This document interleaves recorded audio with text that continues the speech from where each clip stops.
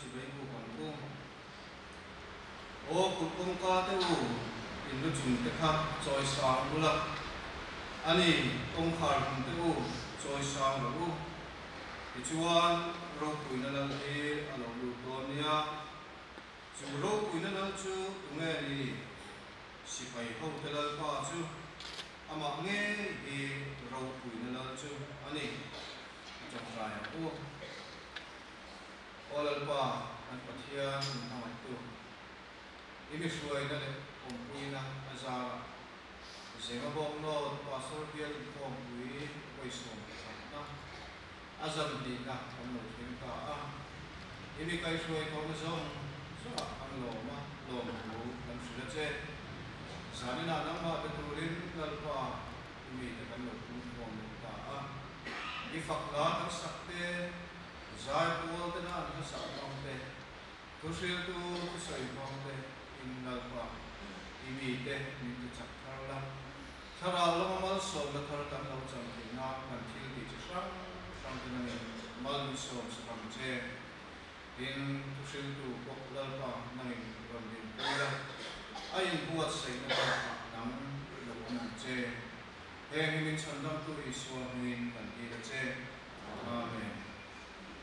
salila an khom dam tu ni laทุกวันกันง่ายท้าละทุกวันเสียบที่ละตอนตัวจอยยัง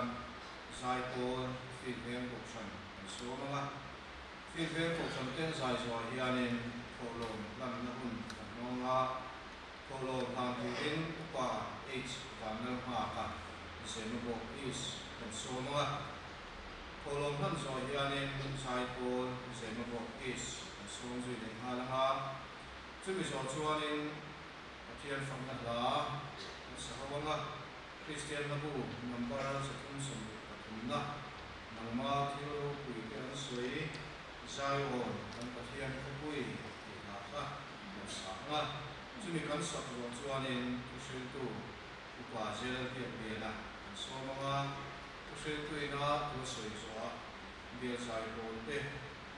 สวมละจะเพียงเงินบางละสักละมันสวมละจินตุเรนอุปาการนลุปะในสิโกเนียเดียลสิบตีทุกวันตุเรนสอง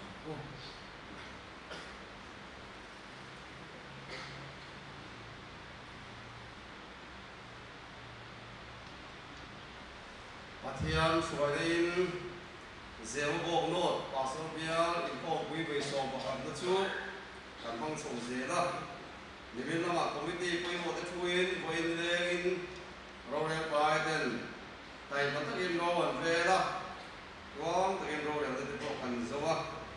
อารมณ์เหนื่อยดิกันละโทคุบไม่อะกันนี่ลำเทปชวนเรามั่งหรือว่าอีกพวกวิธีอาตบละมาเฮียนวิตักสุญญ์กันอินพวกฟักที่ตัดตุ่มมาส่วนคุณอาเราลายเฮียนเราโทรลายเฮียนอีกคนปุยนั่นมาเฮียนแต่มาตั้งอีกคนอีละคนทันปุยเด็ดไปส่งอันนี้สายน้ากันคุณมันด่าตัวแต่อย่างนี้นี่อังกันเจอไม่นักสวยตาบุคคลทุเรียนตัวเฮอุปาเซลเบียเฮียนะเสียงบอกอิสอันนี้อ่ะใจพอลปฐุมฟิลเวลกันใจพอลเซลบอกอิสกันใจพอลเลยเบียใจพอลเด็ดกันเบียเสียคุณนั่นมันเทโดนะอารมณ์เบียนี่นักตู้ปัจจัยนี้จบมาดาวสองนั้นซึ่งเบียปัจจัยเบียกินพร้อมกันในเดือนถ้าเราลองทุกปุยกันง่ายขาแต่ถ้าเราลองทุกปุยที่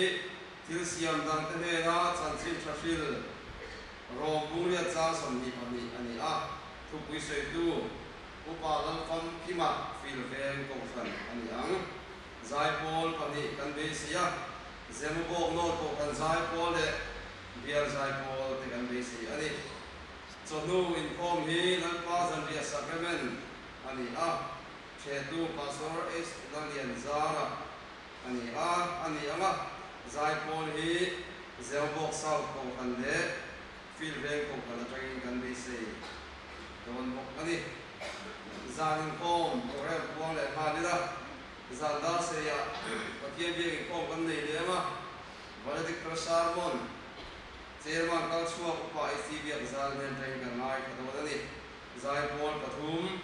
Bial Zai Paul Zembok Sau Kofan le Zembok Not Kofan atagin kan ngai khatawan ani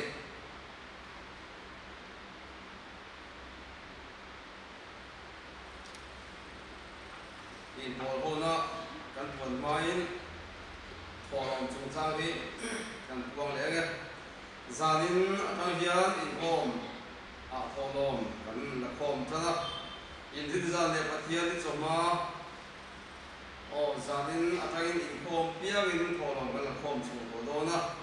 pathian ni choma tholom hi bial in hom in kwal ani anga pathian ni zan tholom chu theng ku kan kwal tu ani do na ni in Paul Hona le dan tu han tuang ila pathian ni chomai khom ba na hian in Paul Hona kan ne yama chuai tu pa la charmoya zebok sau thu pui hi ko khan in bum khat na ni ari ang chanchin tha zwa bung som pa sari cha som ni pathum kha ani a chuai tu in thu pui hi asoi nga don ani pathian ni chomai khom ba na molin khom kan ne yama amun tu he biakin chung pandal andon ani chuai tu upa sil biak sa biak jerman ani anga theni kuna hian zembok not pasal bial chanchin le khabu kan siam tang san tu ani a da za tu he pasal Israelian zara biak pasal ani anga theni chung chang report pe turin upa sil biak sa ruat ani thu soi tu Reverend Ricky Lalchan Chua Zembo Not ani ang pathian zan khom ban hi zai khom pui kan nei do na amun pandal ani anga chuai tu hi pa biak sunga ka thang bial siap tu senior ani anga kan pon to thina in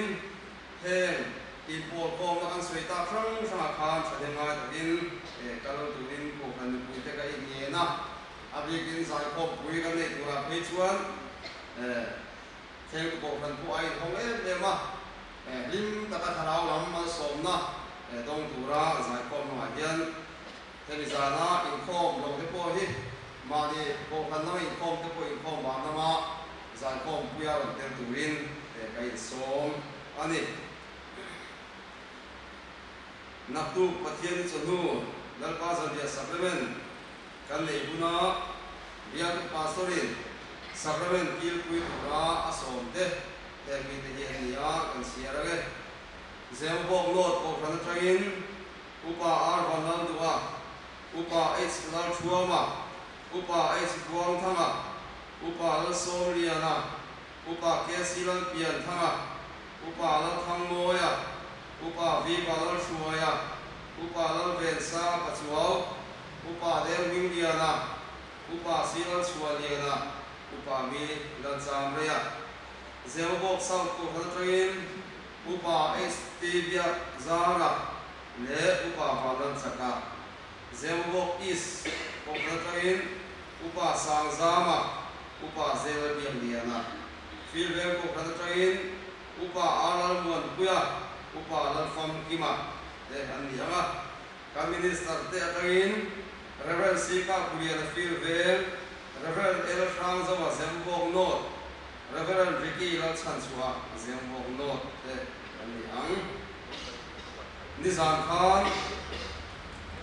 kumkal me ka report kan rong bon report kan ngai tha a masihi sangkati a khami kum tua na mo kulan na la a rong bo tu te po kan tua mai kha zaina hian tun kum thar lawm tura suai tu te buangila sani somni pama sani somni paru chunga zembolo pastor bial masi sangati committee chairman upa zera biak riana zembo is vice chairman upa alal mompuya filbel secretary upa lalbel sang pachuau zembok not Assistant Secretary Tualupa Tilan Chuang Yana Zembok Sau Treasurer Nuna Arzoram Pari Philven Finance Secretary Nuna H. Vanal Ringi Zembok Sau Committee members Zembok Not Tragin Upalan Som Liana Upade Wing Liana UW Anand Singh Ularem Liana Langval Tumi Lal Faksiwala Nuna Lal Yapsiwali Zembok Sau Tragin Langval Tan Loma Pulian Zakhama Pulan Kulngita Pulin Tularin Oma Langval Joseph Zoni Sama Zembok East Kokhantrain Upa Cross Moya Pulan Hingova Puzong Mingliana Puzon Nalnik Sama Pukol Sat Khama Feedback Kokhantrain Pulan Party Zon Sama Pulan Buok Lia Chong Tu Puman Som Dong Lia Kiam Te Pulan Kosat Singson Pulan Chuang Liana He Chwai Tu Thar Te Hian He Bian Kok Pui Adman Zo Atang Hian Mok Punna Alahal Don Ani Khabdeka Puan Kan Nei Chuan Ni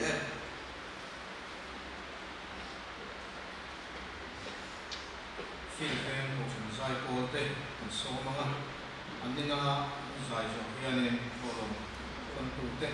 elahin loading swapping forum hi ba is panon ha ka sino ko pin so they line in dunia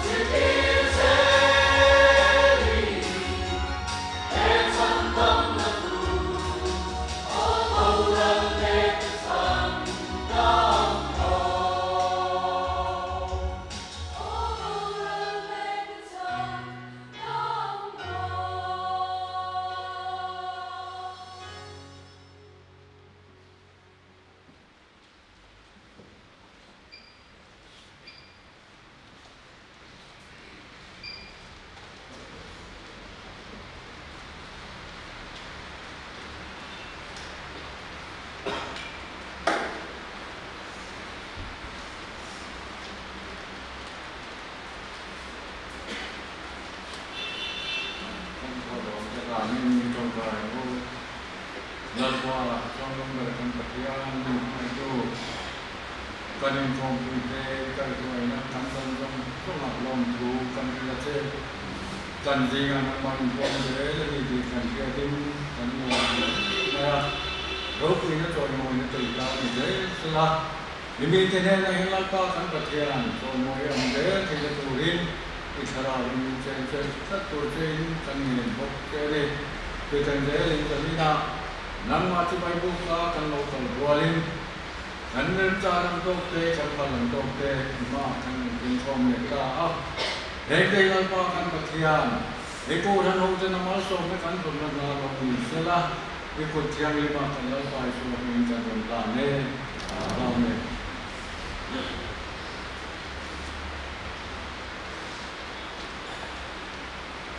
Senador Chris Zaipo Sonpu.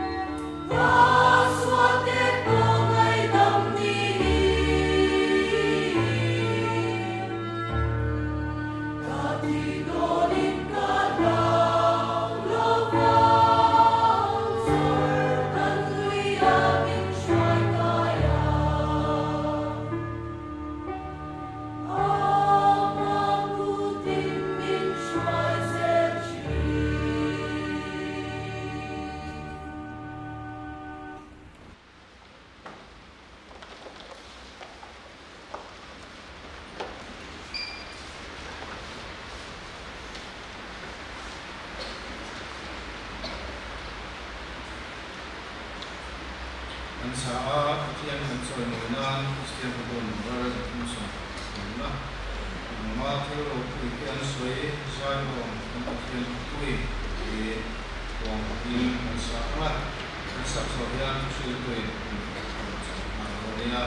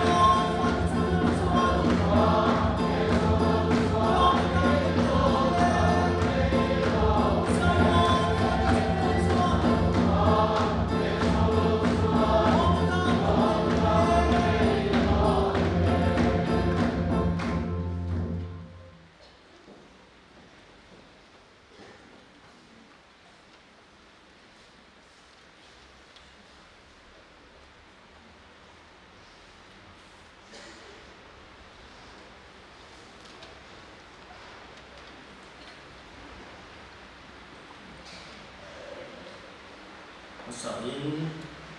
thiền thủ mai thảo tiết cầu tế lung sầm đi trang sầm đi cái gì vì là thiên thủ mai thảo và thiên cầu thần thâu ama thì sinh ra để cái chú giống tủ lính nắng bán như để hình hậu cái dòng dòng chung ngọc chuan thiên phù lỗถ้าเราเทียมให้มินอันจุมาเอาตัวเสียงเจ้าดีเละเอฟซีปุ่งขัดจางสังหิประเทศจางสังหิประเทศที่มีชาติชุมชนโอ้ตินคือเอ็นกินอาเก็บไว้ยังไงอ่ะอามาจูเอ็นกินจุมาลูกตาโตขึ้นเนี่ยจวนเอ๋อ่ะโตขันจูตักษาอันนี้เอ็นกินไม่เอ็นกิน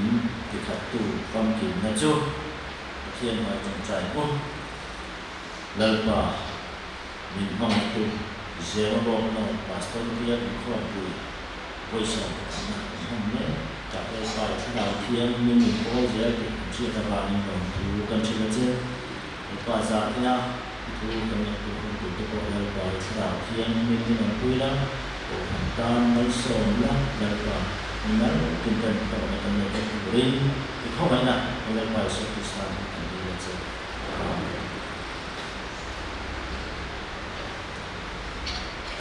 จามีนักเขียนที่ใส่หุ่นตัวที่ลึกกลุ่มที่นำหุ่นเกลือเสียข้าวเด็กก็หุ่นที่หลังเด็กน้องเราบอกว่าทีมเขาไม่ใส่ตัวตาชวนหุ่นอะไรเดียวนะอยู่ว่าใส่นั่งหุ่นอะไรจะโป๊ะเด็กอ่ะมาใส่น้องเราดูทุกอย่างดีไม่ดูกันเลยอ่ะแต่จามีเห็นกันแล้วรู้ว่าทุกสิ่งที่ยังต่างกันก็จะไม่มาซื้อสื่อเทียมย้อนหรือว่าไม่ช่างกันไม่รู้เทียมอะไรแล้วมีเสียงด้วยตีตักไม่เป็นตีตักไม่เป็นก็สิ่งนั้นเจ้าอธิษฐานเรื่องพาณิชย์ตีตักไม่เป็นตีตักไม่เป็นเรื่องทางสัตว์อุละมานี่นะขาบสกินมีแต่ตาหนังขาบเหลือหมันอีเสียละคงเทียมเสียเลยละมีแต่ตาชุดเชิงไม้สาเสียก็ตีมีแต่หมันอีเสียละไม้สาเทียมตีตาละตีขาบในตัวน่ะมาชุดชุดสีมันสาอันนี้อย่างนี้เฮียนตกทำตุจินจ้าเด้สวยเก๋โดนอันนี้อ่ะตั้งเทียมตั้งตะกินอันสวยตัวชื่อมันสวยตั้งแต่พอไม้สาตัวนี้กันนี่นะเฮียนรู้ว่าเราทำเวลาทำสวยเก๋โดนอันนี้อ่ะตกทำป่วยหมดนะเด็ดหนุ่มเขาป่วยหมดนั่นถูกเด็ดเลยจังกายเจียถูกเด็ดมันสวยโดนอันนี้ไปดูกันของข้าสวยจังเด็ดหมดไปละกันของข้าตกทำตีกันหัวของเสียจุดประเทศเขาเรียกสวนแล้วกันจังละอันนี้ผู้ชมที่ดูแลตกสันอันนี้ที่เชียงและอันนี้จูบ้าที่เส้นอะไรกันนี่ดิแล้วเพราะว่าแล้วมีเบียร์แล้วมาเทียนตกสันเราบอลตัวชุดเราเทียนที่เสร็จสันดิหลังเชียงตัวเต้ตกสันเราบอลตัวมันจานี่แล้วก็ข้อมส่งส่งที่กันตัวที่ไล่พาสตัวเต้ตกสันกว่าเต้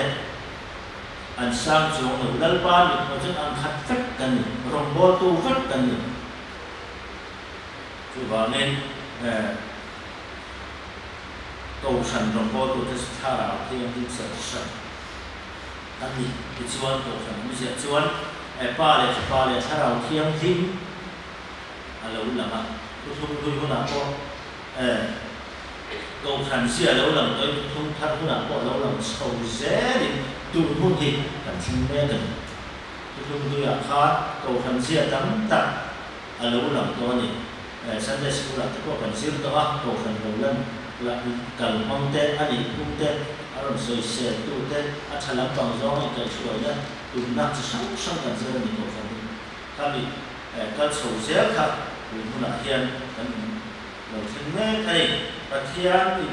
ผมจะได้ตักที่ตัวท่านช่วยตัวละรวมตัวมาขบช่วยได้ตัวฉันไม่ได้มาสั่งไปเองขบช่วย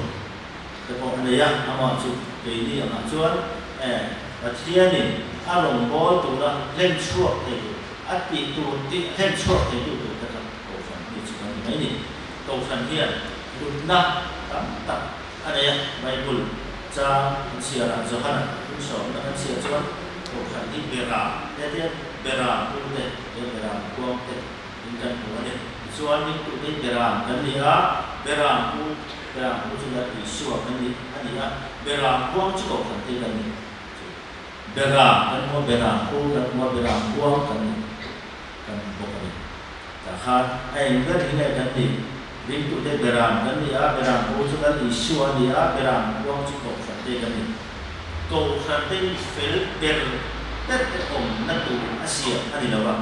มิชวลเบรตัวนั่นตัวอาเซียคนนี้มิชวลชั้นดำเต้บ่อมข้อนั่นตัวอาเซียมันดูนะครับฟิลเรียวินงานเลยมิชวลมันสุดไม่ได้ว่าเซลล์อิสวดชั้นดำนั่นจังไม่ดำนั่นจังอมข้อนั่นอันนี้จะเล่นตั้งนั่นอิสวดเปลี่ยนตัวแบบอันนี้就ว่าเองมีแฟนดีแต่สิ่งนั้นเองไอ้มิชวลประเทศไหนดำนะชั้นดำนะจะต่อเต้บุรุษเสียนี่ที่ที่น้องเดินที่ชาติเดินน้องเดินอันนี้นี่มีลูกอ่ะมันโตขนาดมันโตคุยโตกันนะคุณน้าไปอาเซียอาชีวะเสียคุณมาอาชีวะเสียแต่อาเซียคุยนะแต่สมุนีตัวแต่อาเซียลายแต่เราเป็นลายคาทุ่งเสือมันเนี่ยเฮ้ยแล้วมันนี่น่าลายอ่ะเนี่ยเขาคันร้านนั่นเองเสียสวนเสียดูมาสวนเสียมาเสียชั้นดำมันนี่ต่อทั่วเราเสียรู้แค่เป็นเนี่ยมันสวนลายก็สวนมันเนี่ยเสียอันนั้นใจเขาบอกให้ก็ควงกันเฮ้ยมักไม่ได้ที่เป็นของส่วนส่วนมาเสียชั้นดำนั้นอันจังอ่ะประเทศทั่วเสียอะไรชากันวะเปลี่ยนคันโดยทั้งหมดถ้าที่ทำมิฟิลมีเราอีกชั้นดำนั้นประเทศชั้นดำนั้นอันจังอ่ะเราคุยเสียไงดำมันเสียดูได้มันเสียครับเราคุยเขาไม่พอเวลาเรียนตกกันอมชูจุดสวยเสียโปตอกเห็นอมชิงกันชุ่มที่สิ่งอะไรก็น้ำกันอุณหภูมิที่สิ่งอะไรก็น้ำตกกันสวยเสียโปตอกเสียน้ำเต็มจุดวันตกกันสวยเสียตัวนี้อาจจะตกกันไงนั่นตัวเบลตัวมอเพียนลมเล็กจอยมวยเล็กฟักอันฟุ้งฉีตกกันสวยเสียโปกลางวิถุยอินข้อหมายเราก็กงศิลป์กงมาปัวปัวเราเดียรับเขาที่มีทุกท่านคืออินข้อหมายเห็นตกสันอันเสียเราฟ้องจีนั่นเองช่วยว่าเงินจอยมวยนั่นแต่ฝักนั่นแต่ล้มแต่ประเทศเรียกถึงตกสันในนั่นถูกจอยอันหนองจีนั่นนะช่วยเปียแล้วมาทีนู่เปียทำขึ้นอันที่ฟูจอกอินอะไรของมันนี่ตัวลายดำต่อยหงสลีส่งดีติดเนี่ยมันไม่เกี่ยวกับปองหงสลีมันเลยมิโซมันช่วงในสายตัวอะไรอยู่มันเปลี่ยนครับนี่นะ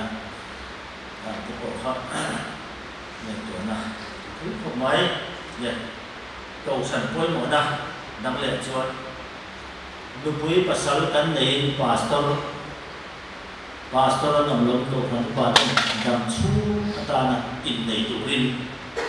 ภูมิเดียร์ตีอันเวลาทำบ้านทุกคนนักกีฬาชวนดำชูตาวิปัสสนาอินเดียนะคุณนักเรียนโดนคุณนักเรียนโดนนี่ชวนดำชูตานี่ที่นั่นเจ้าเราชวนเช่นสุเสกนี่ชวนคุณกระจุกโอ้ยหมอนักอดีตวันเอามันสมัยจังหวะอิสมาเตมีนักสังเกตเซลล์สังเกตสกุลต่างๆที่ว่ามิลลาหัวสังเกตนี่จุดมีเพียงมาคุ้มชอบบริเวณนี้ด้วยดาบจอบที่ว่ามีแต่ละรุ่นเลยครับตัวชนิดนั้นกันตาหน้าที่นั่นที่อารมณ์คุยมีมันตาหน้าตัวชนิดนั้นเอ็งมาคันเชื่อมาจังอ่ะบ่วันเอามันสมนักกันตัวนั้นจังอ่ะเอ็งมาคันเชื่อมาจังมิลลาเอ็งคนนั้นกันสู้ได้ไงคุยเสียจุดมีเพียงมา đam mô study của thế cầu thần chuan mình lên con duy dễ anh em kiếm mình lên tự sẽ cầu thần thì quay mồi xìa ra một trong kia ngày tuổi lên tham ta ina cầu thần ina cái mà đi bị máu ina mình lâu em cầu thần em mà cần xuyên hóa cần ngủ tên mình không chạy lại nó có thế cần nghỉ lại những em cầu lại Sunday school tới tụi nó mình cầu lại cho cần xuyên cầu thần nên là cầu trước đó mình cầu thần hiện mình lâu phân cái này cần sụt lên mà em không thể cầu khóc mình là chỗ này cần quay lại hiện cầu thần gì đó trên cái sự của Christa đặc sa Christa mẫu và thiên in Israel khá rất in cầu thần gì đó sự thế anh em được nhận xuân cầu thần như nào quay một tấc và khắc là chữ Misual sanh tập thế trên hôm nay mình nghĩ đi tôi đã yên trong trai tủ thế bộ trong trai Misual cắn nhỉ thế đấy qua mình sẽ thành sạch lâu lắm cắn thì phố Misual lại cắn thì gái mà sẽ sanh tập tốt thế cắn thì cho cắn nguồn hậu năng anh đi cầu thần hiến cắn lộn gió thế cắn dần xuống cầu thần anh hưởng ngoài đâu thu này năm hôm tết chặt gấu được vào ăn tiền năm hôm ăn mì đâu thu này nó đủ năm hôm thu này đúng là nó cầu thần đi tiền xuống chặt gấu cái này được xuống anh này là phát xạ cầu thần sấy xe phát xạ đi phố rồi chứ gọi cầu thần hiền chặt gấu được vào ăn tiền được chặt gấu dan soi to in cầu thần chuan in ngày đầm tôn nó lệ lal isu awang ni zong ni cầu soi xe ra trong đó in ngày đầm tôn đó đấy đó là số vào mình anh giờ mình khắc phục coi mua cái phái cái gì đây là cái lồng lán tụi in ngày đầm tôn đó anh là cái này rất mà anh chú vài cầu thần hiện xin hiện là thế phun rong mà thế trong sang mà thế in hùng sinh cái này thế số là thế thì ông ngài là cầu thần chưa là bộ xã và lần nào anh chẳng nó thấy cái anh đang chiếu là về cái gì nó cần làm nó cần xin em anh chưa gọi vun nó mà tết trong mà tết mà thì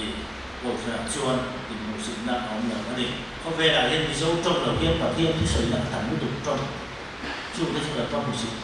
đồn mà làm tiếng vào phát là đi xua chuan in ngày đầm tôn na chuan vun rong thế trong thua thế rồi là ông là cầu thần chú tiền chú ông ngoại bọc đầu anh thì tất cái tuổi gắn tiền của nó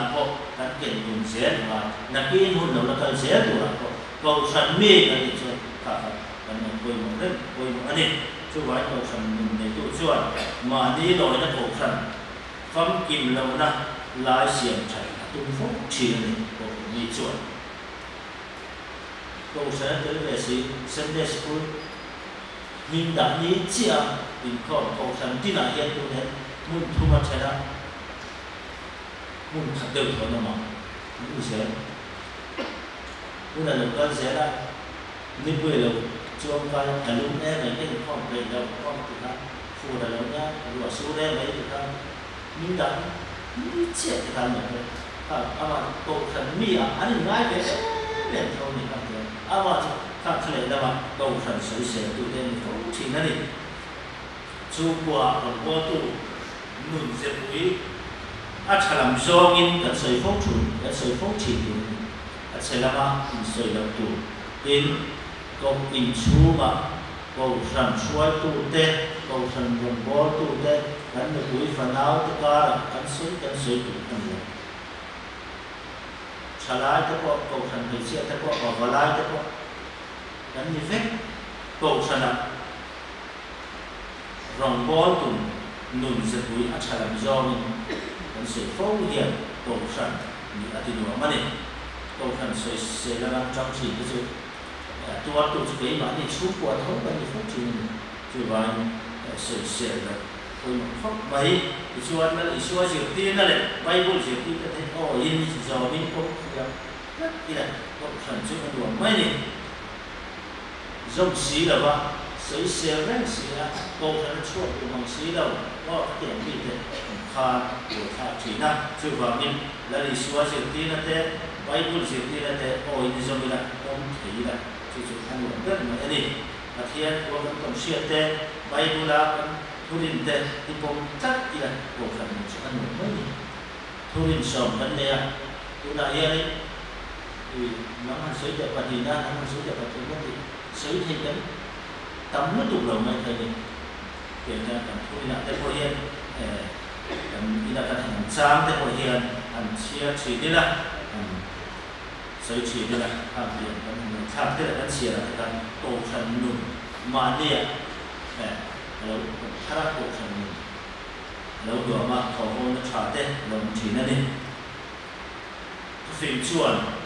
tổ thành hi bị bụi vạn trang ai trả phí ông không đã đi đâu vào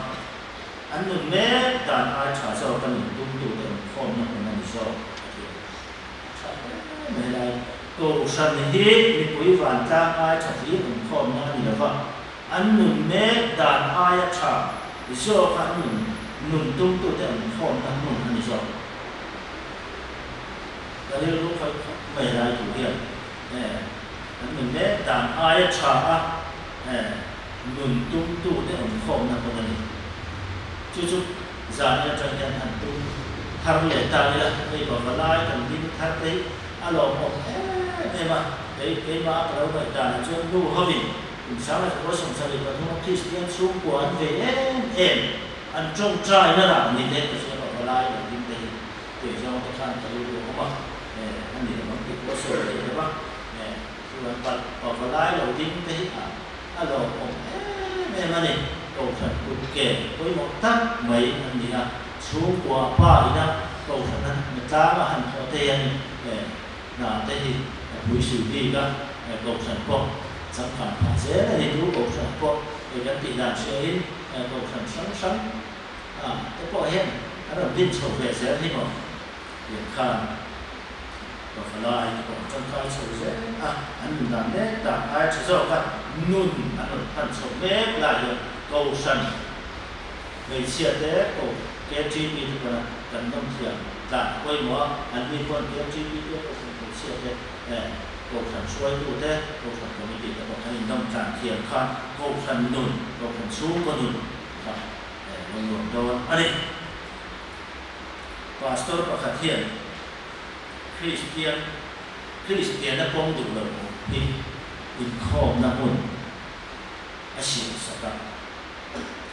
mi sang chung te ne mai no kal khoma ta chuan Christian an du lo chan se ka ti clear ra chu Christian an du lo chan se chu ka khan na chuan to chan ne ba mi dan te ai an cha chuang la di pe fu ni pa ni na pastor te po an cha chuang la di pe fu ni noปฐุมนะเก่าฉันเข้าอันชาเดนไหมปนี้นะเบี้ยอินซุมีเฮาใส่ข้อมนะนี่ปังอานะคริสเตียนเต้นไบเบิลอันริมตักหลังดีครับคริสเตียนนะริมดูเราพาสเตอร์นะอินข้ออักเก่าข้อมีสามจงเราต้องทำครับอันที่ถูกนั่นอันนั้นคริสเตียนอินถูกนั่นcâu sân những mù đá này câu sân không vẫn trả tiền mấy thì những mù đá đấy anh đi không mấy thì in không xía mà ở thì anh thú xía trên nó cái này thấy nhẹ rồi như thế thọ quy cái này thấy nhẹ là như thế rồi bọt quy cái này thấy nhẹ là như thế anh lâu mù về đấy kiểu thế đó thì anh này ta anh ta thì xuân đúng không? Pastor chuan đầu tiên in khang in home khang tiền của sự sẵn là khang để ta u nào tiêu Christian in công lòng sẵn in sợi tế chụp thì ta pastor tế cầu sẵn men và tế Bible tế vàng anh pastor tế cầu sẵn men và tế Bible tế vàng in Christian anh điดูแล้วฉันขับขายของตา chuan pastor chuan tu man Krista awanga ni in tilo tan ama chau hi su tla rin tla ko san nei tu dik tak ani atu ta chat mai pastor chuta chuan Christian na ring du lo Krista ring du lo tam tak kha Christian ani dei lali sio Krista no zui ani mi eng mazati ne Krista zomin Christian an lo te kha ka he ani ole ra chuan pathian to khan hian a sei mi ai at ka thok mi amo so ko chi ani pathian to khan hian a sei mi ai at ka thok mi amo so ko chi ani lan ban ko se te kan sa kan mon so se kan che ban jena di chuan ya ka le kan ba Christian tu number zatum samru na Krista ko kantan kan ding rilruan zamin kan o ama fakna kan utsak lakuna va ko besong zerin Krista ko kantan kita ne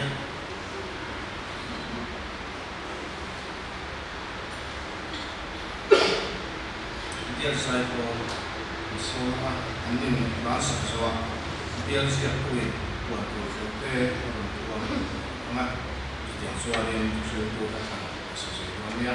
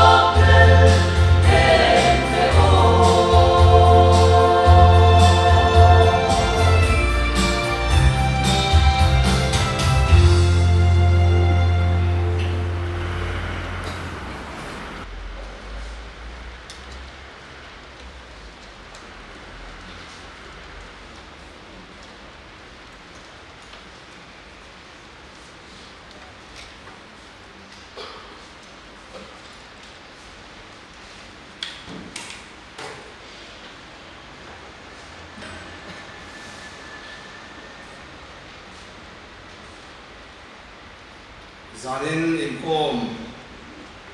kan tholom kha cheng sang ru zasari somsari ani a in khom sa thi zathum somnga pasari ani khel kilometrin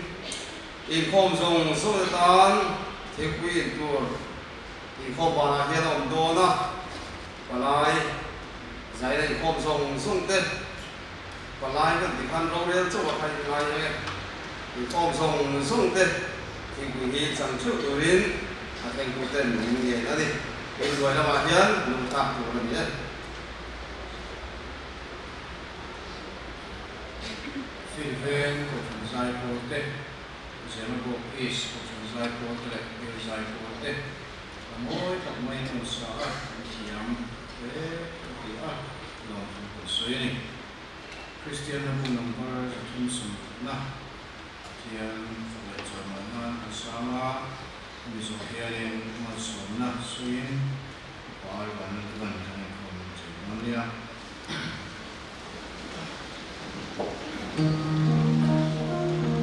Hãy subscribe cho kênh Ghiền Mì Gõ để không bỏ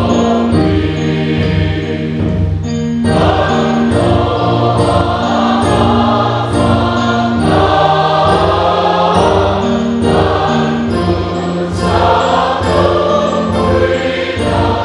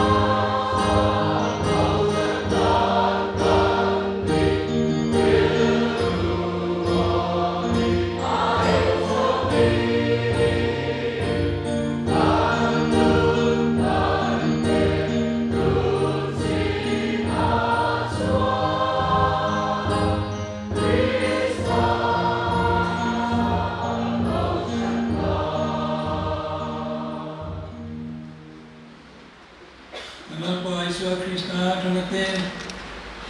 kan pa pathian mangai te rau thiang min hong pui ne kai tuai na bom tak chu ako ran te ne na tu na le chu tu ni nu je se